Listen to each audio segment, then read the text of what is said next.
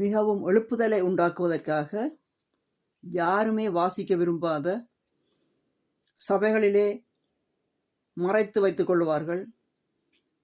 இந்த நிறைய மக்களை பல்கி பெருக பண்ணி அங்கே நிறைய வசூல்கள் உண்டாகும், பிள்ளைகள் பிறப்பார்கள்.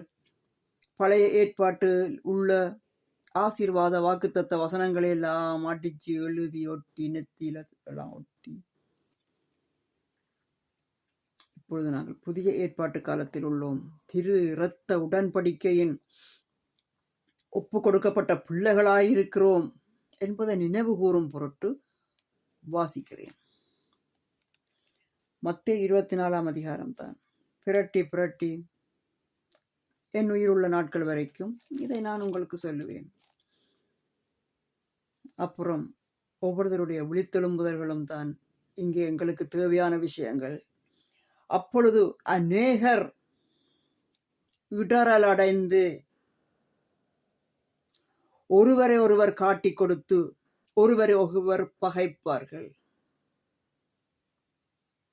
இந்த நம்பிக்கையில் கட்டாய கல்யாணம், கட்டாய பிள்ளை பொறு, ஒரு ஆம்பளை பிள்ளை ஒரு பொம்பளை பிள்ளை, அதாவது கட்டாயமாக, மிகுந்த கட்டாயம்.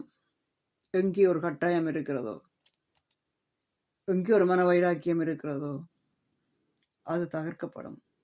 அதுதான் இங்கே வெளிப்படுத்தல். அதுக்கு பெரிய காரணம் இருக்கு. அது ஏன் அப்படி என்பது மக்கள் தொகை வரப்போகிற சாத்தானி அரசாங்கத்திற்கு அடிமையாக போகிறது. அங்கே அவர்கள் நரகத்தில் மாட்டிக்கொள்வார்கள். நரகம்தான் அவர்களுக்கு கடைசியாக இருக்க போகிறது. அதிலிருந்து வெளியே எடுப்பதற்காகத்தான் இந்த உபவாசம், இந்த ஊழியம், இந்த செய்தி விசாரிப்பு எல்லாமே. இந்த நற்செய்தி எது நற்செய்தி தெரியுமா? இயேசு கிறிஸ்துவை நாங்கள் ஏற்றுக்கொண்டு மனம் திரும்புவதுதான் நற்செய்தி. மனம் திரும்பினவன் சபைகளிலே போய் தனக்கு ஒரு வாழ்க்கை தேடுவது இங்கே நற்செய்தியாக கருதப்படவில்லையே, சொல்லப்படவும் இல்லை. அது அவனவன் காரியம். இனப்பெருக்கம் செய்வது அந்த பாக்டீரியாக்கள் இருக்குத்தானே, கிருமிகள் கூட மிகுந்த அளவில் இனப்பெருக்கம் செய்கின்றன. அவர்களுடைய மகிழ்ச்சி அவர்களுக்கு அதிகமாய் இருக்கிறது. மனிதனிலும் 7 மடங்கு அதிகமாய் இருக்கிறது. கடைசியில் அவர்கள் கருகி போவார்கள், நொறுங்கி போவார்கள். அநேகம் கள்ளத்தீர்க்கதரிசிகளும் எழும்பி அநேகரை வஞ்சிப்பார்கள். பத்தாதத்துக்கு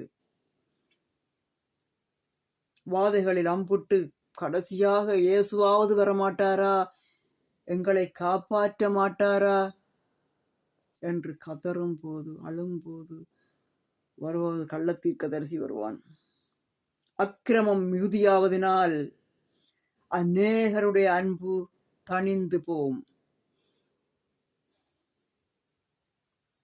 இதுதான் நிலைமை, பூலோகத்தினுடைய நிலைமை. முடிவு பரியந்தம் நிலைக்கிறவனை ரட்சிக்கப்படுவான். நான் என்னால் முடிந்தவரை என் அன்பை சகல சோதனைகளிலும், சகல மன வருத்தங்களிலும், சகல தாக்குதல்களிலும் என் ஆண்டவரோடு இணைந்து என்னால் முடிந்ததை நான் செய்து கொண்டிருக்கிறேன். இப்படி என் சகோதர சகோதரிகள் செய்கிறதை நான் அறிகிறேன். ஆனாலும் சொல்லப்படுகிற பிரசங்க வார்த்தையானது சரியாக இருக்க வேண்டும். அதாவது பரமபிதா இயேசு கிறிஸ்து எங்கேயும் எந்த சபைக்கும் சொல்லவில்லை, சபையிலே மக்களை கூப்பிட்டு அங்கே நன்றாக கல்யாணம் செய்ய வைத்து அங்கே பல்கி பெருகி பிள்ளைகளை பெற்றெடுங்கள், அவர் சிறு பிள்ளைகளை என்னிடத்தில் வரவிடுங்கள் என்று சொன்னார். எதற்காக? தவத்தை காட்டி கொடுப்பதற்காக, துறவகத்தை காட்டி கொடுப்பதற்காக.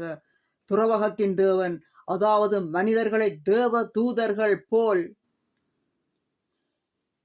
மாற்ற வருகிற தேவன், என்னுடைய தேவன். அவரை போய் என்னவோ சொல்லிட்டாங்கள். அது அவர் சொல்ல இல்லை, ஊழியக்காரர் சொன்னது.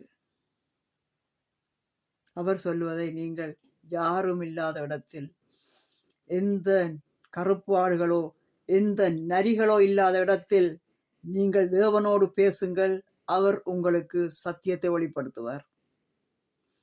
மேலும் பாழாக்குகிற அருவருப்பை குறித்து தானியேல் தீர்க்கதரிசி சொல்லி இருக்கிறானே, வாசிக்கிறவன் சிந்திக்க கடவன்.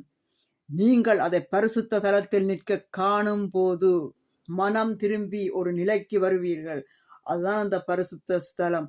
அங்கே நீங்கள் நிற்க காணும் போது நிலைமை ரொம்ப மோசமாக இருக்கும். அங்கால நீங்கள் வாசியுங்கள், பரிசுத்த வேதாமத்தை உங்கள் கைகளில் எடுங்கள், நீங்கள் வாசியுங்கள். வரப்போகிற செய்தி எவ்வளவு பயங்கரமாய் இருக்கிறது என்பதை வாசியுங்கள். உங்களுக்கொன்று இருக்கிறதை கிறிஸ்து வரும் வரைக்கும் உங்களுக்கு உள்ளதை பற்றி கொண்டு சத்தியத்தை உரத்த சத்தமாக சொல்லுங்கள். மத்தேயு 24 அதிகாரம், வெளிப்படுத்தின சுவிசேஷகம் 13, 14 அதிகாரங்கள் வரப்போகிற இலுமினாட்டி அரசாங்கம், கொடிய அரசாங்கம் செய்ய போற கொடுமைகளை முற்கூட்டியே பிள்ளைகள் எங்களுடைய வருங்காலம் என்று சொல்லி பிள்ளைகளை வஞ்சிக்காதிருங்கள். உலகத்துக்கு காட்டுவதற்காக பிள்ளைகளை தரிக்க அனுமதிக்காதீர்கள். உபவாசத்தில் இருங்கள். கர்த்தர் உங்களோடு இருப்பாராக. இதுதான் சத்தியம். ஆமேன்.